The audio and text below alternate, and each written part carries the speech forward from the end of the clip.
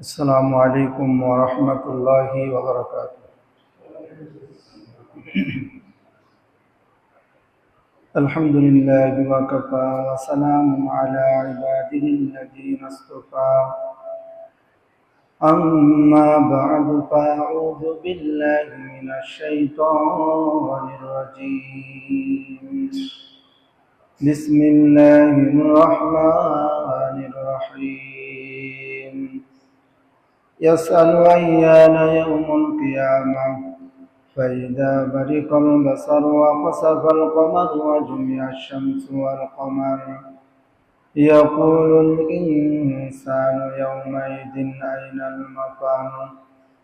وقال رسول الله صلى الله عليه وسلم أبشركم بالمهدي يبعث على اختلاف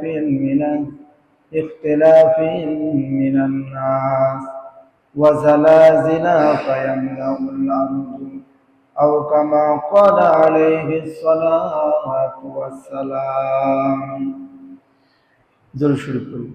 اللهم صل على محمد وعلى آل محمد كما صليت على إبراهيم وعلى آل إبراهيم إنك حميد مجيد. اللهم بارك على محمد وعلى آل محمد كما باركت على إبراهيم وعلى آل إبراهيم إنك حميد مجيد. صدق الله العظيم وصدق رسوله النبي الكريم ونحن على ذلك لمن الشاهدين والشاكرين والحمد لله رب العالمين. আলহামদুলিল্লাহ, আল্লাহ জাল্লা শানুর দরবারে অসংখ্য অগণিত শুকরিয়া যে মহান সৃষ্টিকর্তা আমাদেরকে আমাদের সমস্ত কাজকর্ম থেকে ফারাগত দান করে শরীরকে সুস্থ রেখে মনকে ভালো রেখে আল্লাহ তাআলা আমাদেরকে মসজিদে নিয়ে আসছেন। সে মহান আলিশান দরবারে কালিমাতু শুকর আদায় করি, সকলেই বলি আলহামদুলিল্লাহ, এবং সাথে সাথে এই দরুদ পাঠ করি সর্বকালের সর্বশ্রেষ্ঠ মহামানবের প্রতি, সকলেই বলি সাল্লাল্লাহু আলাইহি ওয়াসাল্লাম। সম্মানিত সুধী, সম্মানিত মুসল্লিয়ানে কেরাম, আমাদের আলোচনা চলমান ছিল কিয়ামতের আলামত সম্পর্কে। বলছিলাম এর আগে কিয়ামতের আলামত দুই ভাগে বিভক্ত, আলামাতুস সুগরা, আলামাতুল কুবরা, অর্থাৎ বড় আলামত এবং ছোট আলামত।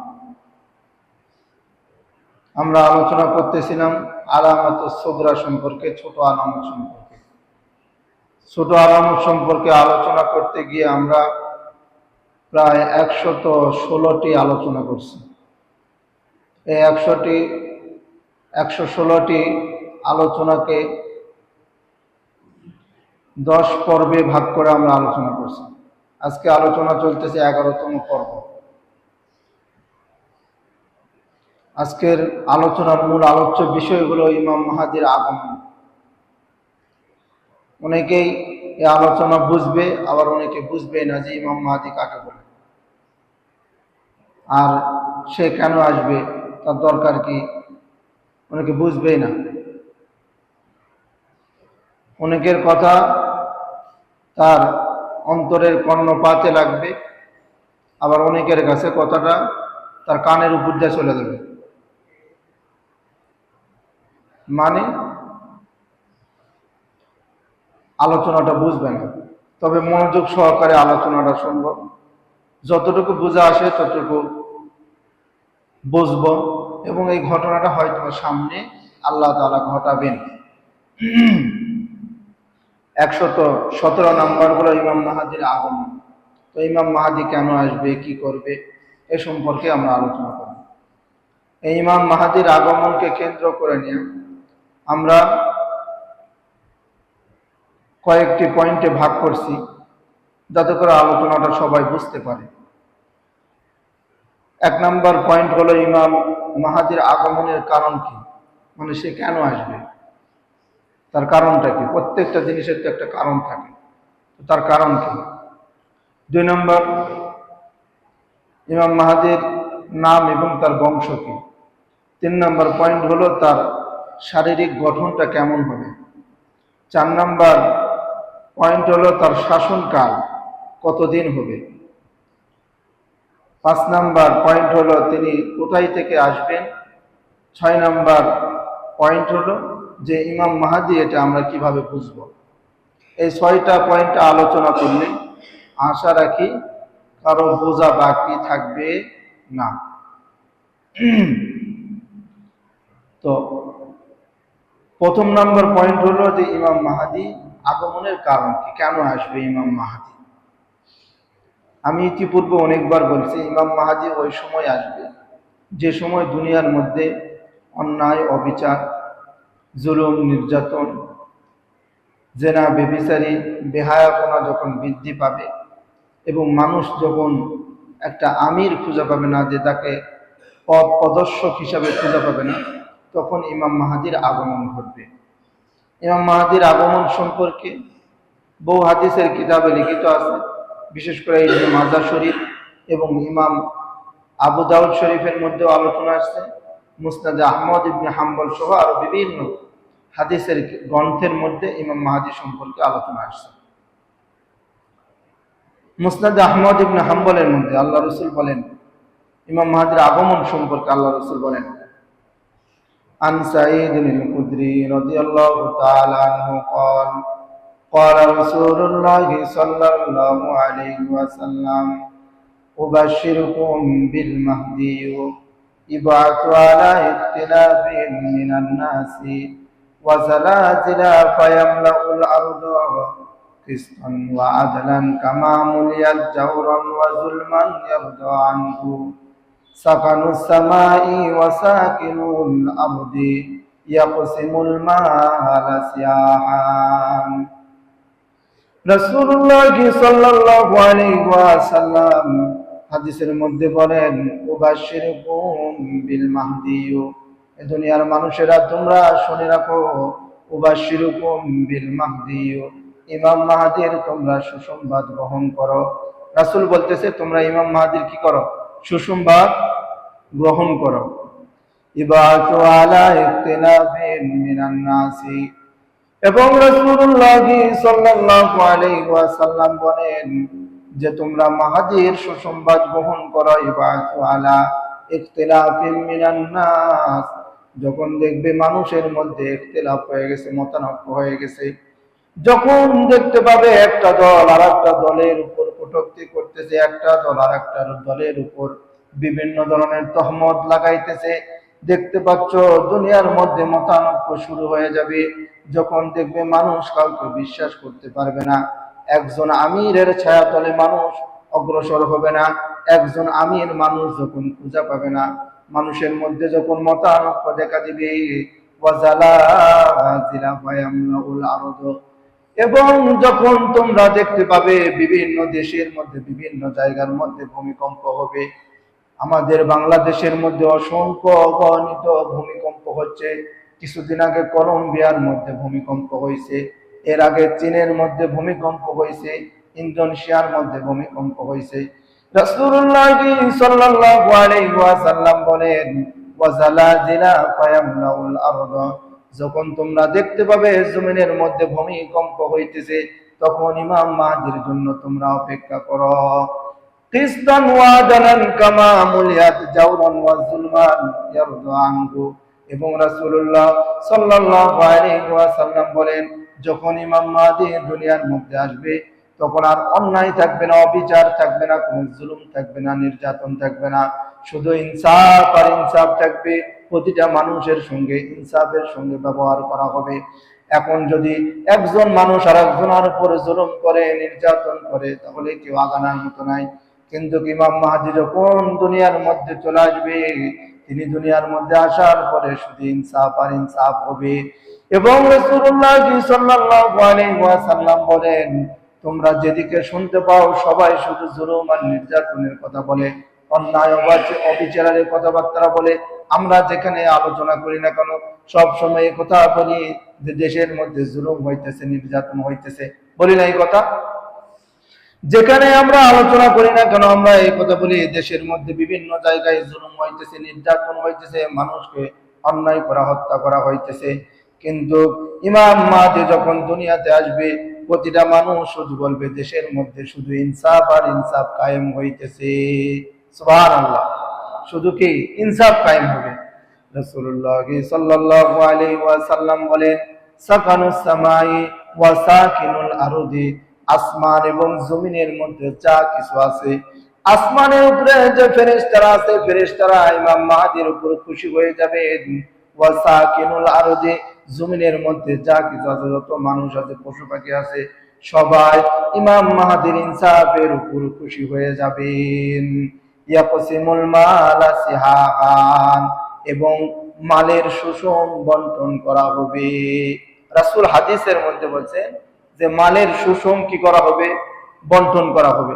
এখন যে কোন দরিদ্র মানুষের জন্য সরকার থেকে যদি কোনো টাকা কি করা হয়, বরাদ্দ করা হয়, ওই দরিদ্র মানুষের কাছে ধরেন না 1 লাখ টাকা একজন দরিদ্রের জন্য বরাদ্দ করা হয়েছে, মন্ত্রী পরিষদ থেকে বরাদ্দ করা হয়েছে। এখন ওই মন্ত্রী পরিষদ থেকে ওই দরিদ্র মানুষের কাছে আস্তে আস্তে 1 লাখ টাকা কত টাকা হতে পারে?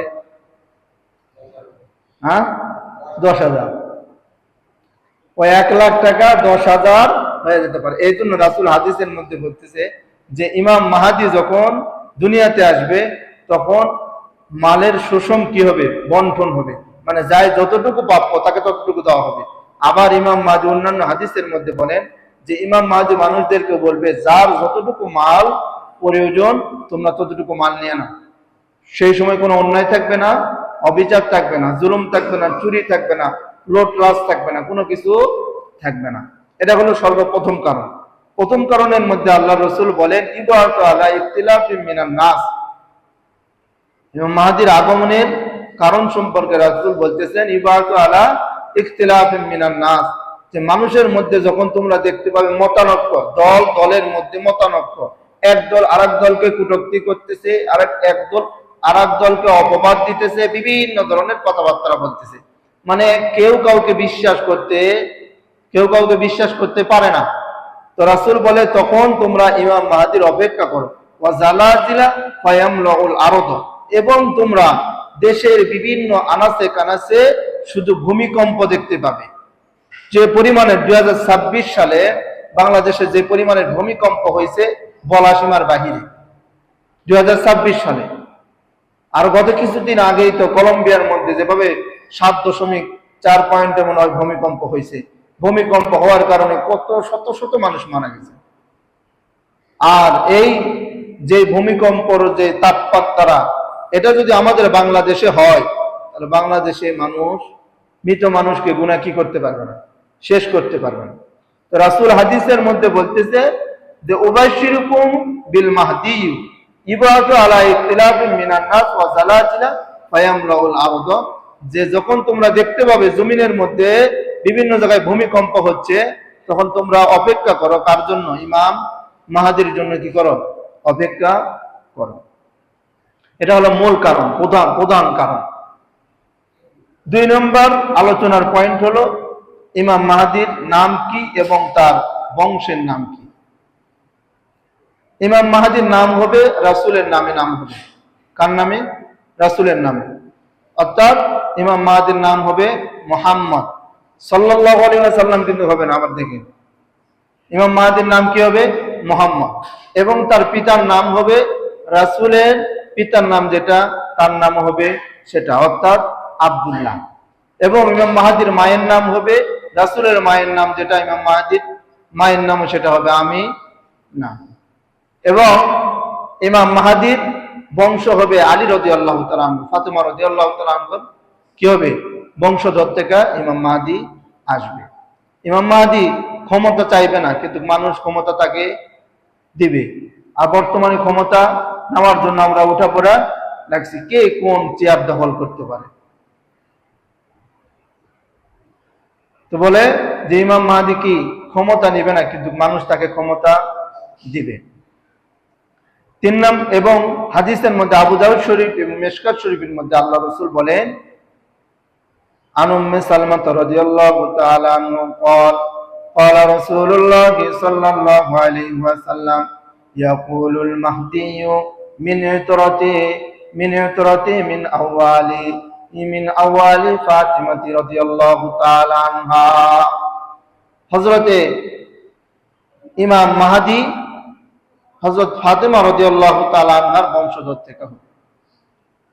বুখারী এবং মিশকাত শরীফের হাদিসের মধ্যে এটা বলেন। এবং আবু দাউদ শরীফ এবং তিরমিজি শরীফের মধ্যে আল্লাহ রাসূল সাল্লাল্লাহু আলাইহি ওয়াসাল্লাম বলেন, আন মাসউদ রাদিয়াল্লাহু তাআলা আনহু قال قال رسول الله صلى الله عليه وسلم لو لم يبقى من الدنيا إلا يوم لطول الله ذلك اليوم। রাসূলুল্লাহ সাল্লাল্লাহু আলাইহি ওয়াসাল্লাম বলেন, লাউ লাম ইয়াবকা মিনাদ দুনিয়া ইল্লা ইয়াউমুন।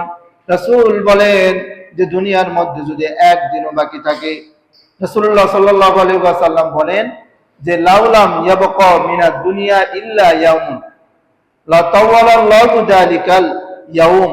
রাসূল বলেন যে দুনিয়ার মধ্যে যদি একদিনও বাকি থাকে, ওই একদিনকে আল্লাহ তাআলা এতটাই লম্বা বানায়া দিবেন, এতই বড় বানায়া দিবেন। আল্লাহ তাআলা পারে তো? কি বলেন? আল্লাহ তাআলা পারবে তো? সন্দেহ লাগতেছে মনে হয়।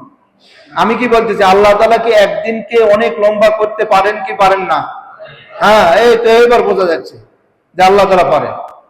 সন্দেহ লাগতেছে নাকি? আল্লাহ রাসূল বলেন দুনিয়ার মধ্যে যদি একদিন বাকি থাকে, ওই একদিনকে আল্লাহ তাআলা এতই লম্বা বানায় দিবেন। কেন লম্বা বানাবেন?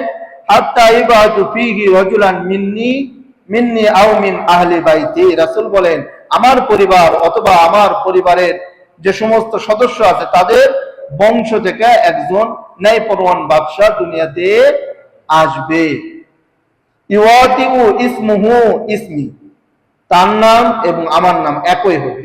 রাসূল বলতেছে যে তার নাম এবং আমার নাম একই হবে। আবি ওয়া ইসমু আবিহি ইসমা আবি, তার বাবার নাম এবং আমার বাবার নাম কি হবে? একই হবে। রাসূল হাদিসটা বুঝেন, হাদিসের মধ্যে রাসূল বলতেছে যে দুনিয়ার মধ্যে যদি একদিনও আর বাকি থাকে, একদিন পরের দিনে কি হবে? কিয়ামত হবে। মনে করেন ওই একদিনকে আল্লাহ তাআলা এমন একটা লম্বা দিন বানিয়ে দিবে, ওই দিনের মধ্যেই কাকে পাঠাবে? ইমাম মাহদীকে পাঠাবে। আবার এটা মনে করিয়েন না যে আসলে মনে হয় ইমাম মাহদীকে ওই কিয়ামতের আগের দিন পাঠাবে, তা না। মানে রাসূল আমাদেরকে গুরুত্ব বোঝাচ্ছে যে আসবে, ইমাম মাহদীর গুরুত্ব বোঝাচ্ছে যে ইমাম মাহদী তো দুনিয়াতে আসবে, তার গুরুত্ব বোঝাতে গিয়ে রাসূল বলতেছে যে দুনিয়াতে যদি একদিনও বাকি থাকে, ওই একদিনকে আল্লাহ তাআলা লম্বা বানায়া দিয়া ইমাম মাহদীকে পাঠাবে। তার নাম এবং রাসূলের নাম কি থাকবে? একই থাকবে। অর্থাৎ নাম কি হবে বলেন? মুহাম্মদ। এবং তার বাবার নাম এবং রাসূলের বাবার নাম একই হবে। নাম কি? আব্দুল্লাহ। নাম কি? তার মা এবং রাসূলের মায়ের নাম একই হবে। নাম কি? আমিনা। তার শারীরিক গঠনটা কেমন হবে? ইমাম মাহদী তো আসবে, আমাদেরকে তো চিনতে হবে। কারণ ইমাম মাহদী নিজেকে, মানুষরা অনেক জায়গা থেকে নিজে দাবি করতেছে। এর আগে বোম্বাই থেকে একজন দাবি করছে ইমাম মাহদী, বাংলাদেশেরও কোন এক জায়গা থেকে দাবি করছে ইমাম মাহদী। তো যাই দাবি করে তাকে আমরা কি মেনে নিব? তো রাসূল বলতেছে যে ইমাম মাহদী তার শারীরিক গঠনটা কেমন হবে তোমাদেরকে তো চিনতে হবে, শারীরিক গঠন কেমন হবে। রাসূলুল্লাহ হাদিসের মধ্যে বলেন, ক্বালা রাসূলুল্লাহ সাল্লাল্লাহু আলাইহি ওয়াসাল্লাম আজাল্লাল জাবাহাতু আকনাফুল আনফি। হযরতে ইমাম মাহদীর তার শরীরটা থাকবে অনেক সুন্দর, দেখতে অনেক সুন্দর। তার কপাল থাকবে চওড়া, নাকটা থাকবে লম্বা। রাসূল বলেন যে ইমাম মাহদীর কপালটা কি থাকবে? চওড়া থাকবে। নাক কি থাকবে? লম্বা থাকবে। ইয়ামলাউল আরদু কিসতান ওয়া আদলান কামা মুলিয়াত যুলমান ওয়া জাওরা। রাসূল বলেন যে দুনিয়ার মধ্যে জুলুম, নির্যাতন, অন্যায়, অবিচার, যত রকমের পাপাচার আমরা দুনিয়ার মধ্যে দেখতে পাচ্ছি, সমস্ত পাপাচারকে মাটির নিচে দাবাইয়া দিবে ইমাম মাহদী। অর্থাৎ এখন যেরকম আমরা মানুষের সঙ্গে গল্প করার সময় বলি ওখানে জুলুম হইতেছে, ওখানে নির্যাতন হইতেছে, ওখানে চেয়ারের মালিক দেখা দায়, দরিদ্র গরিব তার উপর জুলুম করা হচ্ছে। এখন চেয়ারে বসার কারণে মানুষের উপর জুলুম করতেছে না, আমরা বলতেছি না, বিভিন্ন চার স্টলে বিভিন্ন জায়গায় জুলুম হইতেছে, নির্যাতন হইতেছে মানুষের কানে কানে। তখন মানুষের কানে কানে এই আলোচনা থাকবে যে ইমাম মাহদী শুধু ইনসাফ কায়েম করতেছে। কি করতেছে? ইনসাফ, কোন জুলুম নাই, শুধু ইনসাফ আর ইনসাফ। প্রতিটা মানুষের কানে কানে একই আওয়াজ হবে, যে ইনসাফের আওয়াজ হবে, এটা রাসূল বলেন। এবং 4 নম্বর পয়েন্ট হলো তার শাসনকাল, কতদিন সে দুনিয়াতে শাসন করবে, কতদিন। এ সম্পর্কে রাসূলুল্লাহ সাল্লাল্লাহু আলাইহি ওয়াসাল্লাম হাদিসের মধ্যে বলেন যে ইয়াখরুজু আখিরু ফি উম্মাতিল মাহদী, যে আমার উম্মতের মধ্যে থেকে কি আসবে? ইমাম মাহদী আসবে। তো ইমাম মাহদী আসবে, আসার পরে ইয়াসকিতুল্লাহুল গায়সা ওয়া ইখরিজুল আরদ নাবাতাহা, রাসূল বলেন যে তাকে আল্লাহ তাআলা উপকারী বৃষ্টি দান করবে। বর্তমানে উপকারী বৃষ্টি খুবই কম হচ্ছে, মানে যখন আপনার ফসলের জন্য বৃষ্টি প্রয়োজন তখন কি বৃষ্টি হচ্ছে? এটা কিন্তু কিয়ামতের আলামত, এর আগে আলোচনা করছিলাম। তো আল্লাহ তাআলা তাকে উপকারী বৃষ্টি দান করবে এবং জমিনের মধ্যে থেকে এখন বর্তমানে যত ফসল উৎপাদন হচ্ছে না, যত দিন যাবে ফসলের ধারাবাহিকতা কমা যাবে, এর আগে আলোচনা করছি, ধারাবাহিকতা কমা যাবে, একেবারে শূন্যের কোঠায় চলে আসার মতো হয়ে যাবে। তো ইমাম মাহদীকে আল্লাহ তাআলা জমিন থেকে উনি আসার পরে যখন শাসন কায়েম করবে, তখন আল্লাহ তাআলা জমিন থেকে যা কিছু চাষ করবে সেগুলোই চাষ হবে। এবং রাসূল বলেন তাকে প্রচুর সম্পদ আল্লাহ তাআলা দান করবেন এবং অনেক গবাদি পশু আল্লাহ তাআলা তাকে দান করবেন। অর্থাৎ শুধু তাকে দিবে তা নয়, মানুষ যারা থাকবে তাদেরকে আল্লাহ তাআলা দান করবেন। এবং রাসূল বলেন তিনি 7 বছর অথবা 8 বছর, কোন কোন হাদিসের মধ্যে আসছে 9 বছর তিনি শাসন কায়েম করবেন দুনিয়াতে। অর্থাৎ 7 থেকে নিয়ে 9 বছর তিনি দুনিয়াতে কি করবেন? শাসন করবেন এই ইমাম মাহদী। এখন কথা হচ্ছে যে ইমাম মাহদী কোথা থেকে আসবে, ইমাম মাহদী কোথা থেকে বের হবেন? হাদিসের মধ্যে রাসূল সাল্লাল্লাহু আলাইহি ওয়াসাল্লাম বলেন ইমাম মাহদী আসবে শাম দেশ থেকে। কোন দেশ থেকে? শাম দেশ। বর্তমান শাম দেশ বলা হয় লেবানন, জর্ডান এবং ফিলিস্তিন। এখন তো 3টা ভাগ হয়ে গেছে, এই 3টাকে একত্রিত করে শাম দেশ বলা হয়। তো এই দেশ থেকে ইমাম মাহদী কোথায় আসবেন? দুনিয়াতে আসবেন। কিন্তু মানুষরা চিনতে পারবেন কোথায় জানেন? মাকামে ইব্রাহিম, রুকনে ইয়ামিন এবং মাকামে ইব্রাহিমের মধ্যে মানুষরা তাকে চিনতে পারবে এটা ইমাম মাহদী। তখন সমস্ত মানুষ ওখানে উপস্থিত থাকবে, সবাই তার হাতে বায়াত গ্রহণ করবে, কিন্তু তিনি বায়াত দিতে চাইবেন না। তারপরে তাকে কি করবেন? ক্ষমতা দিবেন, কিন্তু সে ক্ষমতা নিতে চাইবেন না। তাহলে ইমাম মাহদী কোন দেশ থেকে আসবে? শাম দেশ থেকে আসবে। অর্থাৎ এই যে লেবানন, জর্ডান আর ফিলিস্তিনের যে পরিস্থিতি দেখতে পাচ্ছি, এই ফিলিস্তিনের মধ্যে ঘনবসতি গড়া উঠবে, যেটা এর আগের সপ্তাহে আলোচনা করেছিলাম, যে ফিলিস্তিনের মধ্যে ঘনবসতি গড়া উঠবে এবং সবাই বাড়িঘর ওখানে করবে। আর মানুষরা সবাই কোথায় যাবে? ওই ফিলিস্তিন, যে ফিলিস্তিনকে দেখে আমরা ভয় পাইতেছি, তখন ইমানদার মানুষরা সেখানে যা বসতি গড়ে তুলবে। ওখান থেকে ইমাম মাহদী আসবে। এখন কথা হচ্ছে যে ইমাম মাহদীকে আমরা চিনব কিভাবে যে এটা ইমাম মাহদী? এই যে এতটুকু যে আলোচনা করছি, এই আলোচনার দিকে যদি আপনি খেয়াল করেন তাহলে বুঝতে পারবেন যে এটা ইমাম মাহদী। ইমাম মাহদীকে নিজে নিজে দাবি করবে যে আমি ইমাম মাহদী? ইমাম মাহদী দাবি করবে না যে আমি ইমাম মাহদী। এই কয়েকটা জিনিস ভালো করে মনে রাখবেন, তাহলেই বুঝতে পারবেন যে ইমাম মাহদী কখন আসবে এটা আমরা কেউ বলতে পারি না। অনেক আলোচক, অনেক মানুষ অনেকেই বলে যে কিয়ামত কত সালের মধ্যে হবে, এত সালের মধ্যে ইমাম মাহদী আসবে, এত সালের মধ্যে দাজ্জাল আসবে, এত সালের মধ্যে কিয়ামত হবে। এ কথা বলা ঠিক নয়, কারণ এই কথা বলার দ্বারা আপনি হাত ঘুরালেন কার উপরে? আল্লাহর উপরে। আল্লাহ তাআলা সূরাতুল লোকমানের 34 নম্বর আয়াত দেখে নিবেন। সূরাতুল লোকমানের 34 নম্বর আয়াতে আল্লাহ তাআলা বলেন, 5টা জিনিসের জ্ঞান আমি আল্লাহ তাআলার কাছে আছে। এটা কোনো নবী রাসূল, পয়গম্বর, ওলিয়া উলিয়া কোনো পীরের কাছে জ্ঞান নাই। সেই 5টা জ্ঞানের মধ্যে একটা জ্ঞান হলো কিয়ামত কখন সংঘটিত হবে, এই জ্ঞানটা একমাত্র আল্লাহ তাআলার কাছেই আছে। তো ইমাম মাহদী কখন আসবে এটা আমরা বলতে পারবো না, কিন্তু তিনি আসবে। তো এই কয়টা জিনিস ভালো করে খেয়াল রাখবেন যে ইমাম মাহদীর নাম কি হবে বলেন? রাসূলের নামে নাম কি হবে? মুহাম্মদ। এবং তার বাবার নাম কি হবে? আব্দুল্লাহ। তার মায়ের নাম কি হবে? আমেনা।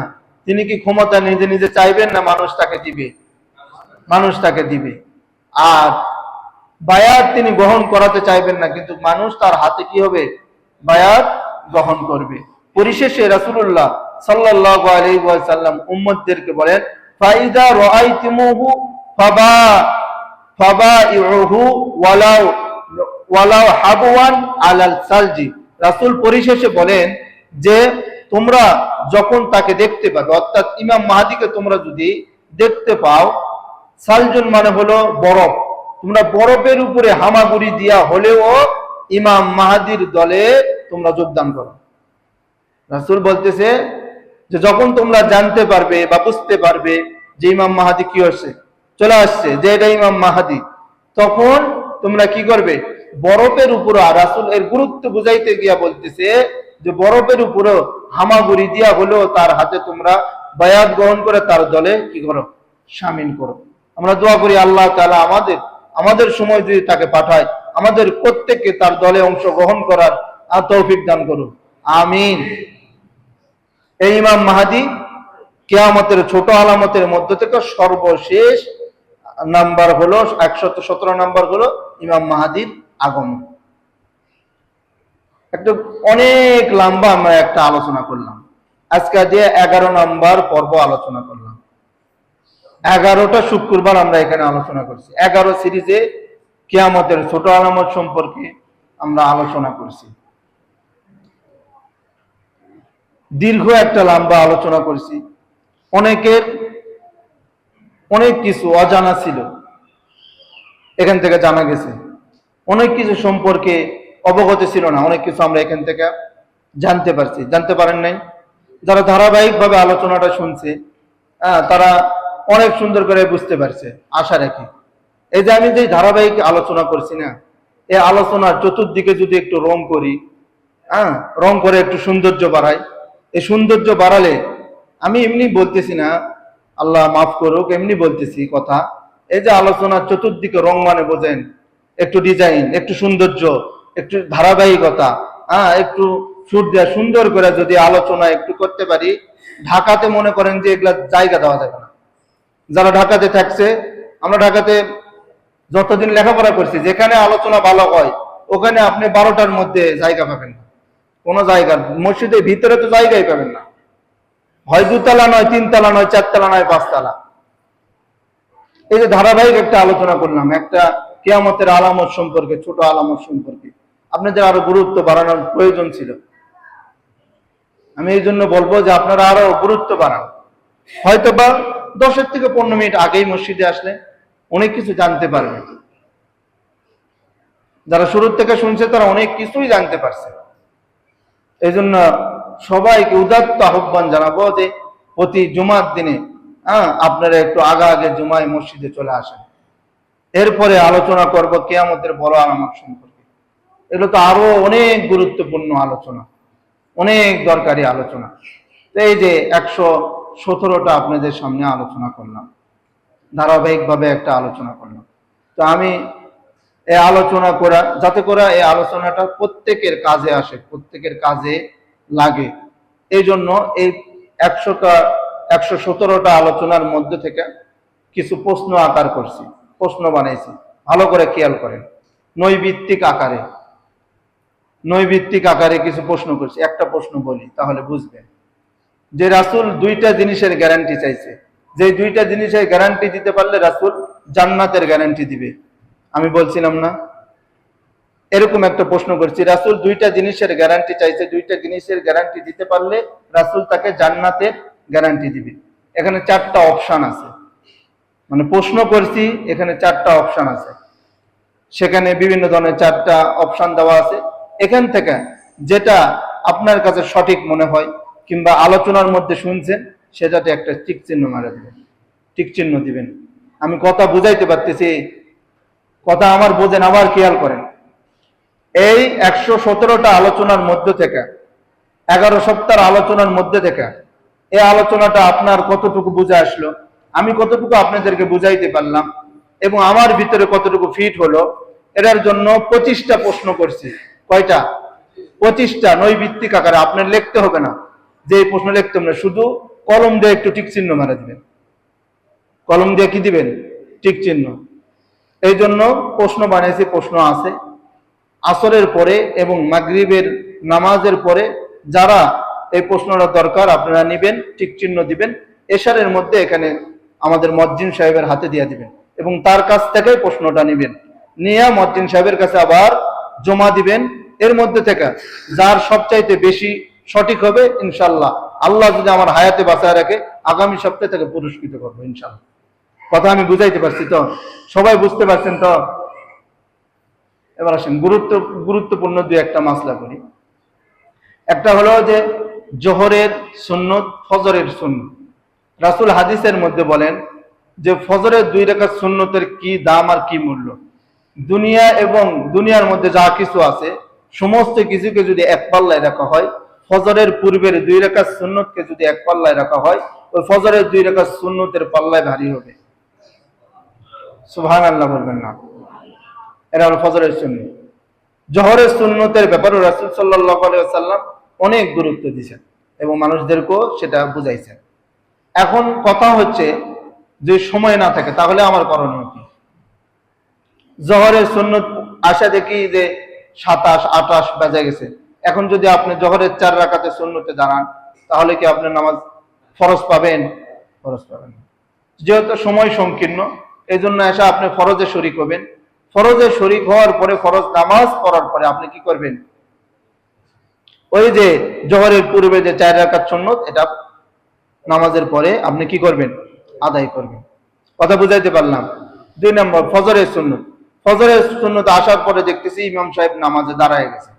এখন আপনার এতটুকু মনের মধ্যে ধারণা হচ্ছে যে আমি সুন্নত পড়ে ইমাম সাহেবের সঙ্গে 1 রাকাত হলেও পাবো, 1 রাকাত হলেও পাবো, তাহলে সুন্নত পড়ে নেবেন। কোরআনে নামাজে কি করবেন? অংশগ্রহণ করবেন। আর আপনি দেখতেছেন যে আমি সুন্নত পড়লে ইমাম সাহেবের সঙ্গে নামাজ পাবো না, তাহলে আপনি ফরজ নামাজে শরীক হবেন। ফরজ নামাজ পড়ার পরে এখন সুন্নত পড়বেন কখন? এটা নিয়ে অনেক একতেলাফি একটা মাসলা, এটা অনেক একতেলাফি মাসলা।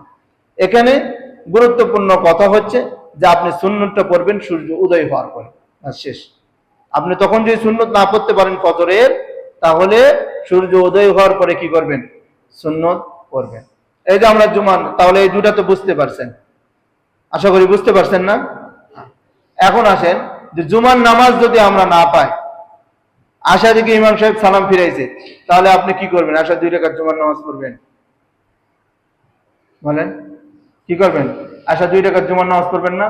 যেহেতু ইমাম সাহেবের পিছনে আমরা নামাজ পালাম না, ইমাম সাহেব তো জুমার 2 রাকাত পড়া সালাম ফিরাইছে, তার মানে আমি আর কিছুই পাই না ইমাম সাহেবের। তাহলে আশা 2 রাকাত নামাজ পড়ে আমরা কি করবো? সালাম ফিরাই দিব। জোহরের নামাজ পড়তে হবে। কোন নামাজ? জোহরের নামাজ। আর আমরা আরেকটা জিনিস দেখি, সেটা হলো যে কেউ নামাজ পড়তেছে, তার পিছনে বসে আছে, আমরা কেউ আপনার সামনে নামাজ পড়তেছে, তো আপনার সামনে যদি নামাজ পড়ে, আপনার পিছনে কেউ নামাজ পড়তেছে, আপনার সামনে বসে আছে, তো এখন ওই নামাজ ভেঙে চলে যাওয়া যাবে? রাসূল হাদিসে বলেন যে এটা কত বড় গুনাহ, যদি তোমরা জানতে তাহলে তোমরা 40 বলছে। 40 বলার পরে রাসূল 40 মিনিটও বলে না, তখন তার মিনিটের প্রচলন ছিল না। হয়তোবা 40 দিন, হয়তোবা 40 বছর, হয়তোবা 40 মাস। মানে রাসূল শুরুতে, হাদিসের শুরুতে বলছে এটা কত বড় গুনাহ যদি তোমরা জানতে, তারপরে রাসূল 40 বলে ক্ষান্ত হয়ে গেছে।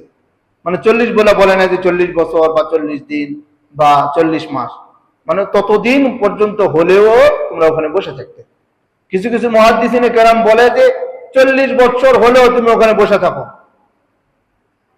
40 বছর হলেও ওখানে বসে থাকো ওখানে, যদি ও নামাজ পড়তে 40 বছর লাগে। এটা বুঝাইতেছে, নামাজের গুরুত্বটা বুঝাইতে গেছে। কিন্তু আমরা নামাজ ডেঙে চলে যাই এই জন্য এই কাজ থেকে, তাহলে কত বড় গুনাহ আমরা হয়তো বা জানি না। এই জন্য আমি বলছি যে যে বিষয়ে জানবেন না ওই বিষয়ে লিখিত আকারে মুয়াজ্জিন সাহেবকে একটা প্রশ্ন দিবেন। এটা দিলে আপনার যতটুকু উপকার হয় তার থেকে বেশি আমার উপকার হয়, যেটা সত্য কথা। মানে আপনি যেটা প্রশ্ন করেন ওই প্রশ্ন নিয়ে আমাকে কিতাবাদি দেখতে হয়, পড়তে হয়, এটা পড়ার দ্বারা আমার একটু উপকার হয়। তো আমার যদি উপকার চান তাহলে যে বিষয় জানবেন না সেটা প্রশ্ন করবেন, তাহলে ভালো হবে। মানে আমারও শিখা হলো, আপনাদেরও হলো। বুঝেন নাই? তো যে বিষয়গুলো বুঝবেন না, যে বিষয় জানবেন না সেটা জানা নেবেন, জানা নিয়ে আমরা আমল করার চেষ্টা করব ইনশাআল্লাহ। যা কিছু আলোচনা করা হলো আল্লাহ তাআলা সর্বপ্রথম আমাকে বুঝা আমল করার তৌফিক দান করুক, সাথে সাথে আপনাদেরকে তৌফিক দান করুক। তার আগে একটি এলান শুনেন যে আমাদের মসজিদে একজন নবমুসলিম ভাই আসছে, ওনার বোনের বিবাহের কারণে আসছে। তো আমাদের যার যতটুকু সামর্থ্য আছে